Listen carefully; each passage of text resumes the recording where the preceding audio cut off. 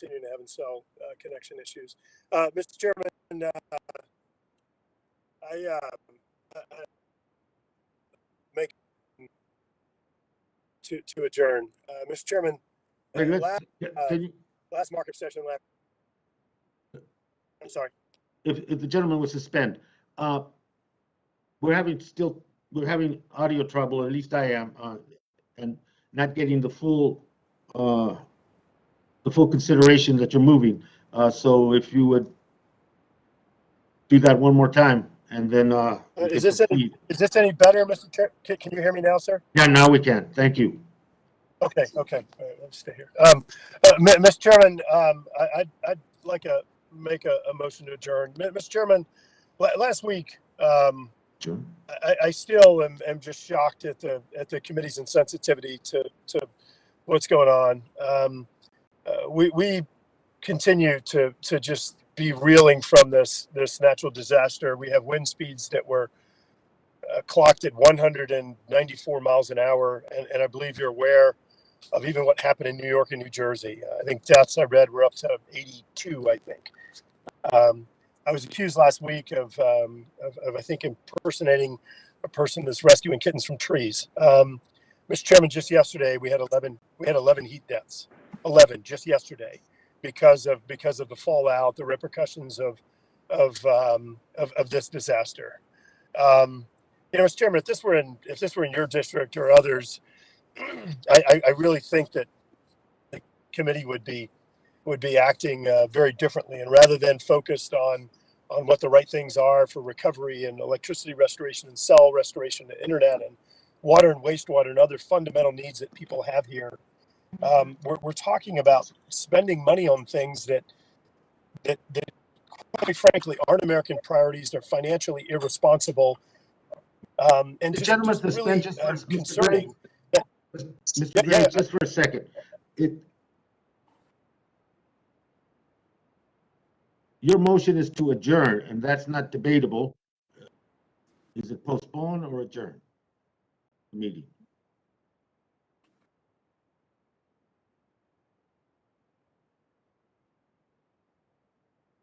Mr. Graves? We cannot hear you. It's a motion to postpone. Thank you. Proceed. Thank you. So, Mr. Chairman, look, and even listening to the debate last week, you had folks trying to connect this bill with Hurricane Ida and the experiences we're having with the hurricanes. Mr. Chairman, some of the statements that were made were so careless, reckless, and irresponsible that to think that these are people that are making decisions for our nation with the fraction of information that they have. Mr. Chairman, for example, people were out there saying that we need to do this bill because it's going to stop future hurricanes. Mr. Chairman, even the most aggressive climate scientists recognize that even if we were to slash emissions, that you'd be looking at a lag of 75 to 100 years to see any type of potential impact in weather patterns. And folks are out there. Even President Biden just last week was out there saying that we've got to reduce emissions globally. You know what? I agree with him. I agree with Mr. Chairman. Mr. Chairman, the Paris Climate Accords results in emissions going up, and John Kerry's out there popping champagne corks and backslapping. Emissions go up. China's releasing more than every developed country in the world combined today. And under Paris Accords, they get to increase by another 50%. I think that this committee could use a little bit more remedial education. Look, myself included, to make sure that we're moving forward in a way that actually makes sense. It's based on science. It's relevant and recognizing really what's happening even right here in my home state. My time is not best served doing this. It's best served out there trying to help people. Just last week, Mr. Chairman, I went and brought an oxygen tank to a constituent, an oxygen tank, because crazy story, I won't get into it. Brought her an oxygen tank after having to drive around, find a hospital, get her an oxygen tank. And I got to tell you, I was sitting there excited to think, gosh, we just saved this lady's life. And I said, hey, how long is this tank going to last? You know what she told me? 4 hours.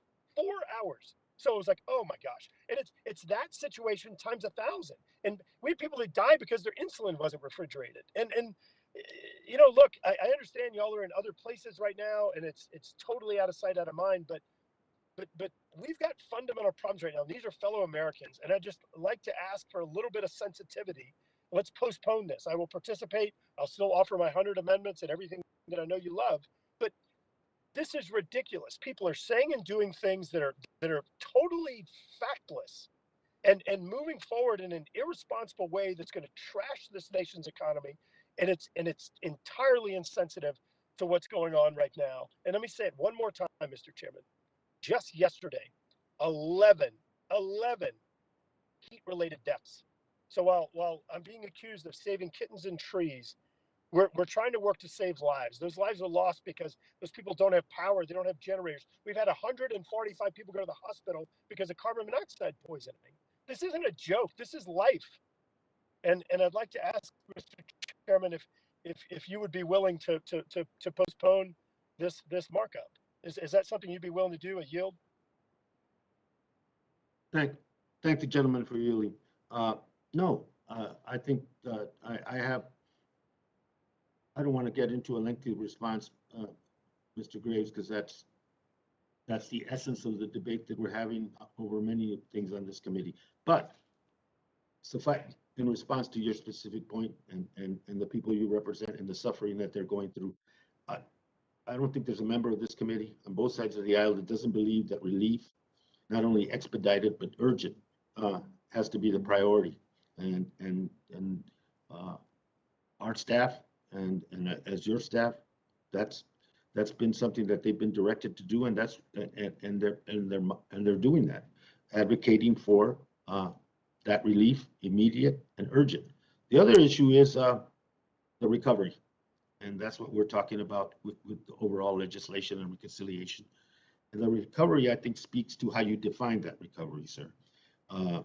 After the relief, after the support, and after the intervention that is so needed right now in the region, how do we define a recovery? And I think our definition of it is about long-term and mitigate and hopefully lessen the impact of these natural catastrophes that are linked to climate change. And so that's where we're at. That's the debate. And I appreciate your comments, and I appreciate what you're doing for your